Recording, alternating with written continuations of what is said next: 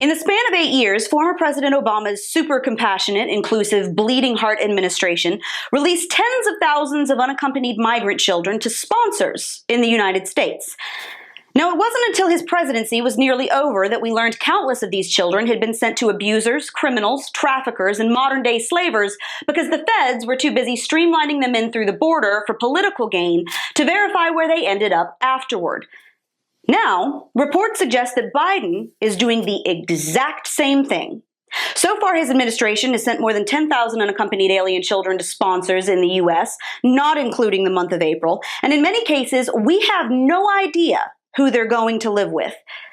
This is liberal compassion, where optics and tweets matter more than protecting kids. And the left doesn't care.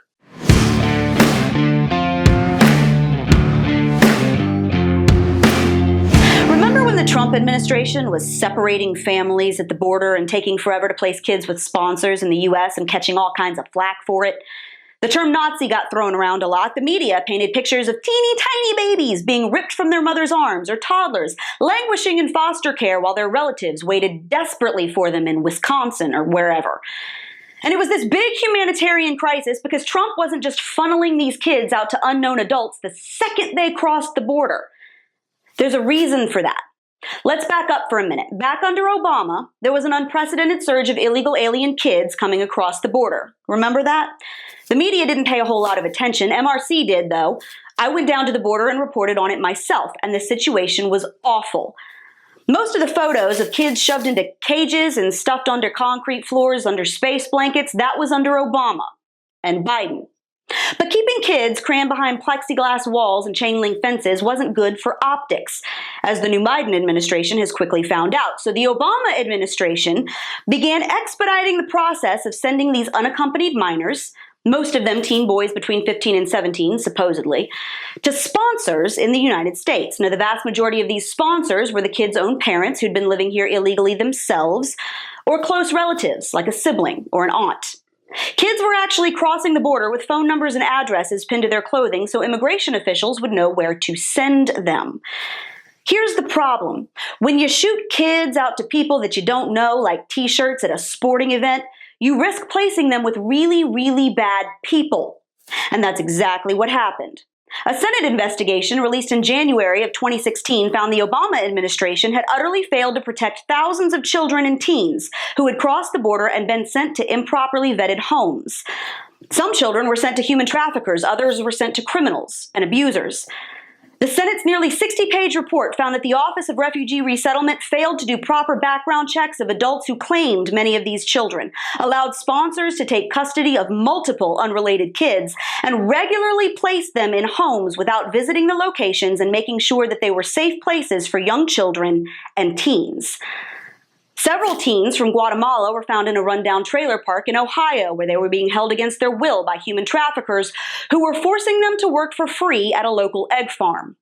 Another Guatemalan boy was sent to live with his uncle in Virginia, but when his uncle kicked him out, he ended up with someone else, who forced him to work nearly 12 hours a day to pay $11,000 to cover the amount it had taken to smuggle him into the country in the first place.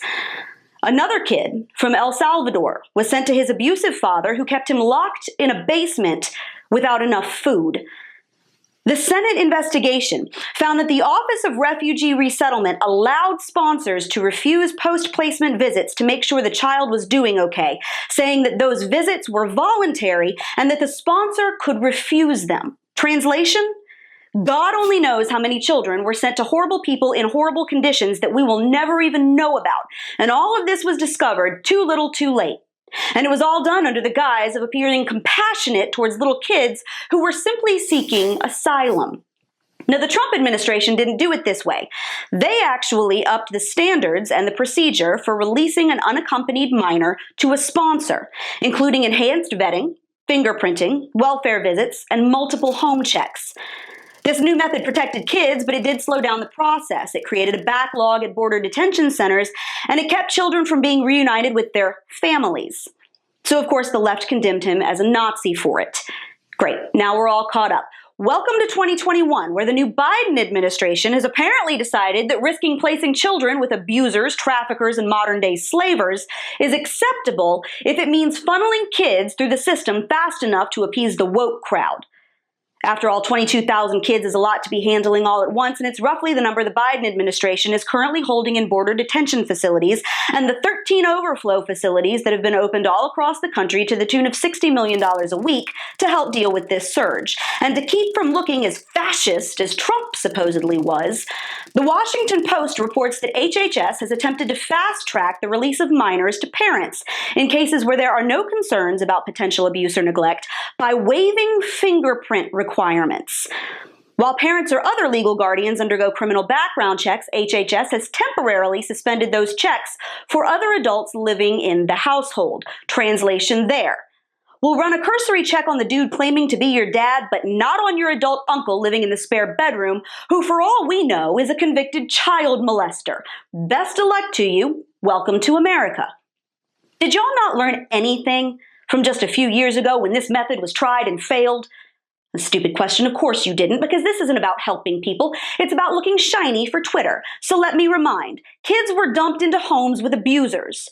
They were scooped up by traffickers filing fraudulent sponsor applications to get free child labor. They were locked in basements and starved half to death, all because a progressive administration cared more about how they came across on the photos posted on MSNBC than the lives of the children they were supposedly there to protect. And the Biden administration is now doing the exact same thing, and we're supposed to assume the results will be different this time.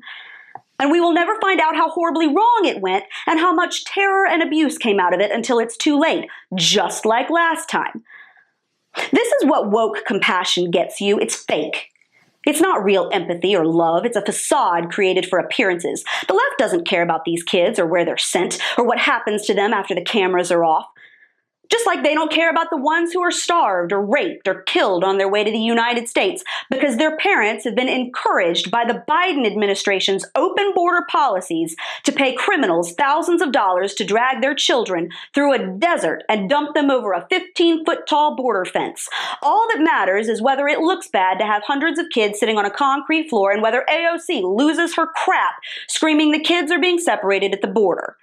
Well, you know, all of that is bad. And the journey up here through Central America at the hands of human traffickers is bad.